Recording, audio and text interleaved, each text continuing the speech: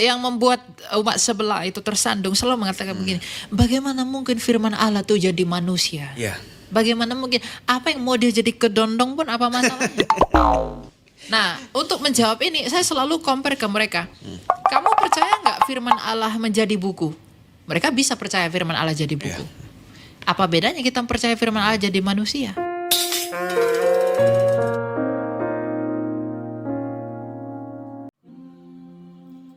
Assalamualaikum warahmatullahi wabarakatuh. Selamat datang kembali di channel Cerita Hikmah. Di video kali ini kita akan mengulas dan menganalisis sebuah debat menarik antara Elia Miran dan juga Ustadz Felix Xiao. Debat ini bukan sekedar pertukaran argumen, tapi juga ujian logika, pemahaman kitab suci, dan ketajaman retorika dari kedua belah pihak. Kita akan bedah poin-poin krusial, lihat siapa yang lebih konsisten dengan kitabnya sendiri, dan tentunya ambil hikmah dari setiap argumen yang dihadirkan.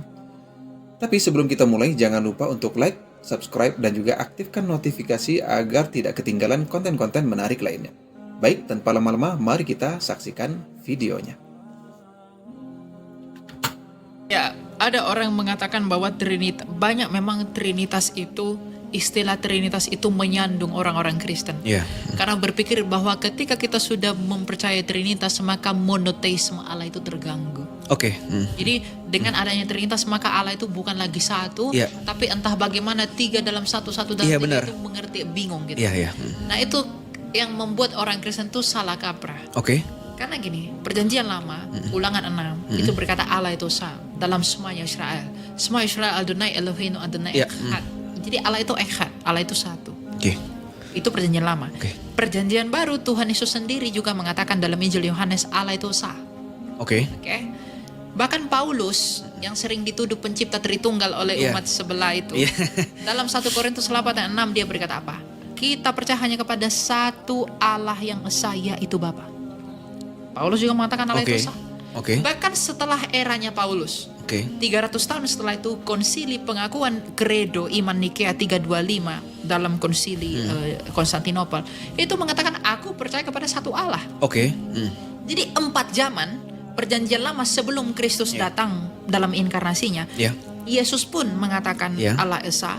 Di zaman Paulus pun Yes. Paulus mengatakan Allah Esa. Bahkan setelah itu pun Allah itu Esa. Oke.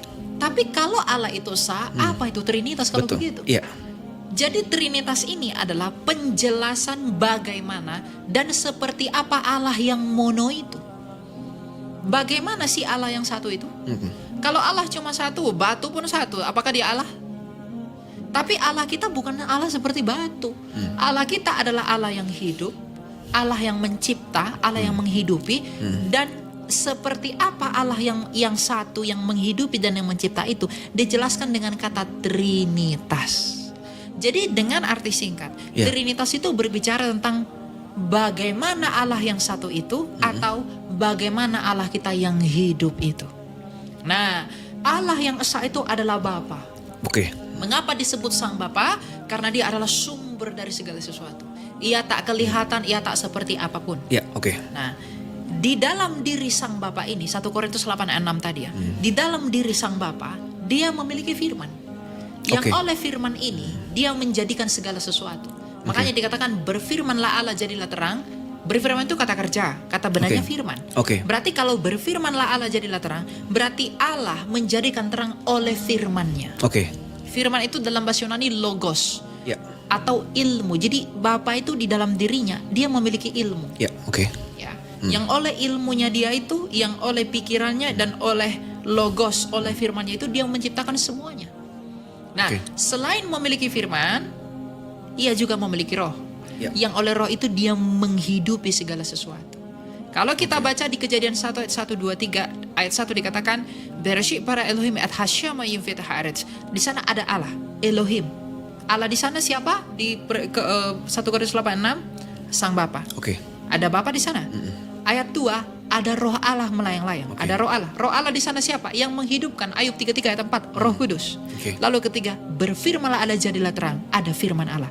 Jadi Bapa firman-Nya sendiri, rohnya sendiri yaitu Roh Kudus. Begini, bagaimana mungkin firman Allah tuh jadi manusia? Ya. Bagaimana mungkin? Apa yang mau dia jadi kedondong pun apa masalahnya? Nah, untuk menjawab ini saya selalu compare ke mereka. Kamu percaya nggak firman Allah menjadi buku? Mereka bisa percaya firman Allah jadi buku. Apa bedanya kita percaya firman Allah jadi manusia? Nah masalahnya tadi ini sekaligus menjawab pertanyaan pertama, mengapa hanya dalam Yesus untuk bisa mengenal Allah yang benar? Kalau saya berdiam diri seperti ini, lalu saya tidak berbicara, apakah kamu mengenal saya? Enggak. Tapi Anda mengenal nama saya Elia, saya 21 tahun, saya seorang apologet. Itu Anda kenal saya melalui apa? Melalui firman saya yang jadi suara di telinga kamu. Betul. Maka manusia mengenal Bapa yang tak kelihatan itu melalui firman-Nya yang jadi manusia. Yesus. Maka benarlah sabda Tuhan Yesus yang berkata dalam Yohanes 14:6, Akulah jalan dan kebenaran dan hidup. Tak seorang pun yang dapat datang kepada Bapa kalau tidak melalui aku. Karena Yesus mau beritahu apa? Akulah firman-Nya Sang Bapa yang menyatakan Bapa yang tak kelihatan itu kepadamu agar kamu mengenal siapa Bapakku itu. Dan Tuhan Yesus berkata, kalau kamu menolak anak, kamu menolak Bapa. Barang siapa menyangkal aku di hadapan manusia, ia akan kusangkal di hadapan Bapakku. Saya pengen cerita sedikit tentang 3 pertanyaan tadi. Dari mana asal manusia, akan kemana manusia setelah mati, dan ngapain manusia hidup di dunia. Saya juga punya pertanyaan yang sama ketika saya sudah balik. Saya sudah balik ketika SMP kelas 2. Dan SMP kelas 2 saya tanya pada ibu dan bapak saya, Mi, manusia ini asalnya dari mana sih? Bapak ibu saya jawab, dari bapak dan ibumu. Papi dan mami dari mana? Dari opa dan oma. Opa dan oma dari mana? Buyut dari mana? Bapaknya buyut. Nggak selesai Lik, kamu coba tanya aja sama pastor. Kayaknya pastor tahu. Dulu saya Katolik, saya disuruh tanya pastor, pemuka agama. Saya tanya pastor, asal manusia dari mana ya? Pastor menjawab, dari Tuhan pencipta semesta alam. Sama gak kayak jawabannya kayak kita? Sama. Bedanya dia bilang Allah, kita bilang Allah. Itu aja. Tapi sama-sama yakin Tuhan? Yakin. Lalu saya tanya lagi, kalau gitu pastor, yang menciptakan manusia dan alam semesta yang mana? Kan ada 3, Bapa, Putra, atau Roh Kudus. Kan ada 3 nih. Kata pastor, Lik, 3 Tuhan ini adalah satu, dan satu Tuhan ini ada 3 entitas. Walaupun ada 3 entitas, dia tetap satu karena tidak terpisah-pisahkan. 3 tapi tidak terpisah-pisahkan, 1 tapi terpisah ada 3. Walaupun terpisah dia tetap satu, walaupun tetap satu dia ada 3. Paham atau bingung? Mana ngerti kan bagaimana rasanya kan gitu kan ya. Ketika saya juga bingung, saya tanya, kalau gitu pastor, kenapa Tuhan harus ada 3? Kenapa Tuhan nggak 4? Kenapa Tuhan nggak 5? Kalau 5 kan bisa buat Power Rangers. Iya, memang waktu itu saya agak kurang ajar memang. Lah kenapa? Karena saya nggak pernah diajarin agama oleh orang tua saya. Hati-hati. Kalau agama nggak pernah diajarin pada anak, anaknya pasti kurang ajar kayak saya dulu. Nah, ketika saya kemudian nggak pernah diajarin agama, saya agak kurang ajar. Lah kenapa? Karena saya belajar agama dari game.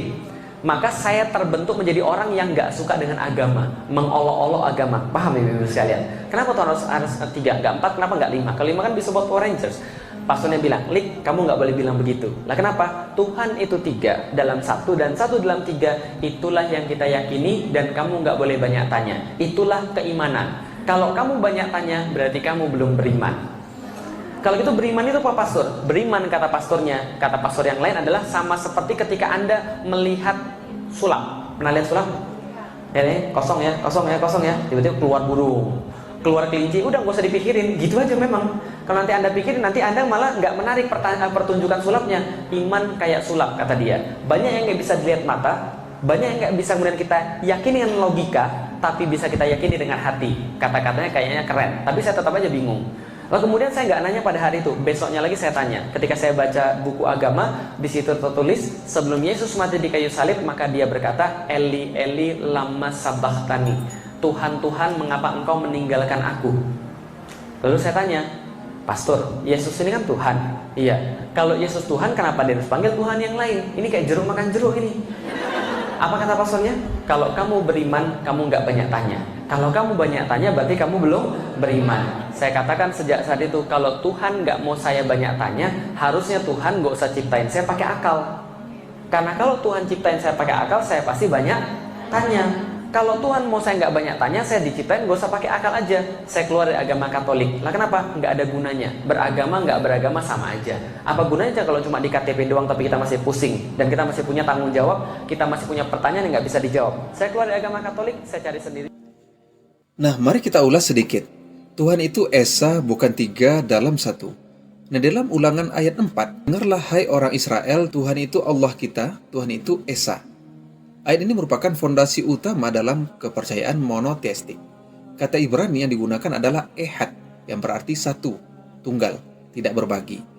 Bukan 3 dalam 1. Nah, Nabi Musa mengajarkan bahwa Tuhan itu satu, bukan tiga pribadi dalam satu wujud. Nah, di dalam Markus ayat 29 yang berbunyi, jawab Yesus, yang pertama ialah ini, dengarlah hai orang Israel, Tuhan Allah kita, Tuhan itu Esa. Nah, Yesus sendiri mengutip Ulangan ayat 4 dan menegaskan bahwa Tuhan itu Esa, bukan tiga, bukan terbagi.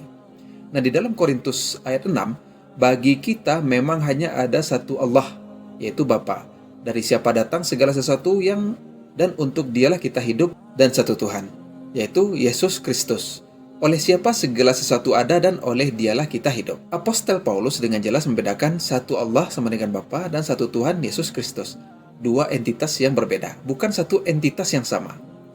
2. Yesus bukan Tuhan, tapi anak manusia yang diutus. Di dalam Yohanes ayat 3, inilah hidup yang kekal itu, yaitu bahwa mereka mengenal Engkau, satu-satunya Allah yang benar, dan Yesus Kristus yang telah Engkau utus.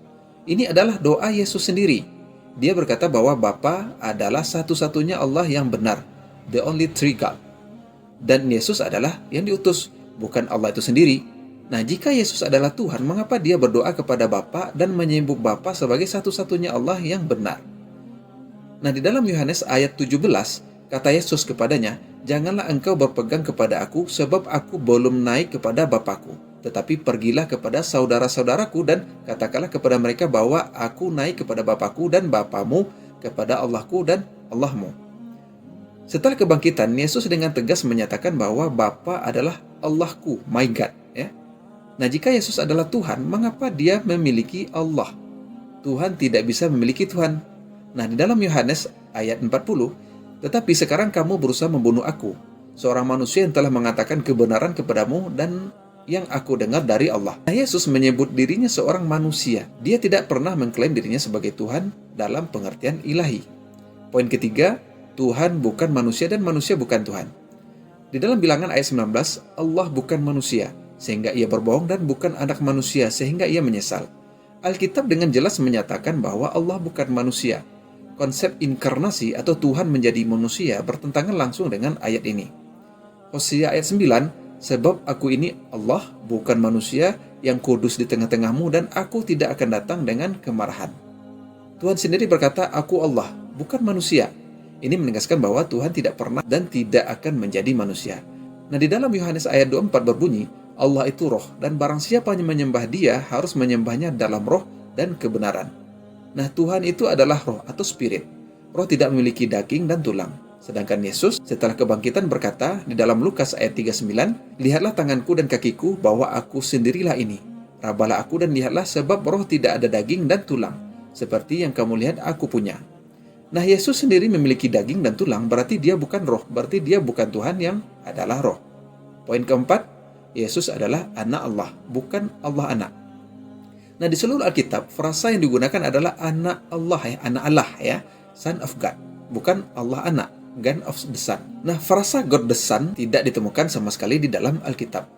Nah, di dalam Matius ayat 17 berbunyi, dan tiba-tiba terdengarlah suara dari sorga yang berkata, inilah anakku yang kukasihi, kepadanya lah aku berkenan.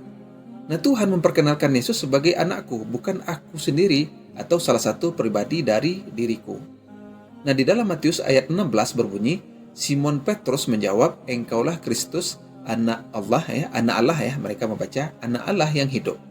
Petrus menyebut Yesus sebagai anak Allah yang hidup, bukan sebagai Tuhan itu sendiri. Dan poin kelima, Yesus adalah mediator, bukan Tuhan yang disembah. Nah, di dalam Timotius ayat 5, sebab Allah itu Esa, dan Esa pula dia yang menjadi pengantara antara Allah dan manusia, yaitu manusia Kristus Yesus. Ayat ini sangat jelas, Allah itu Esa, satu. Pengantara mediator antara Allah dan manusia adalah manusia Kristus Yesus. Nah, jika Yesus adalah Tuhan, maka dia tidak bisa menjadi mediator antara Allah dan juga manusia. Karena mediator harus berada di antara dua pihak, bukan menjadi salah satu dari pihak itu sendiri. Nah, di dalam Markus ayat 32 yang berbunyi, tetapi tentang hari dan saat itu tidak seorang pun yang tahu, bahkan malaikat-malaikat di surga maupun anak, hanya Bapa. Nah, Yesus sendiri mengaku jika dia tidak tahu kapan hari kiamat. Nah, jika Yesus adalah Tuhan yang mengetahui, mengapa dia tidak tahu ini? Ini membuktikan bahwa Yesus memiliki keterbatasan pengetahuan berbeda dengan Bapa yang Maha Mengetahui. Nah, demikianlah ulasan untuk video kita hari ini. Sampai jumpa di video selanjutnya. Assalamualaikum warahmatullahi wabarakatuh.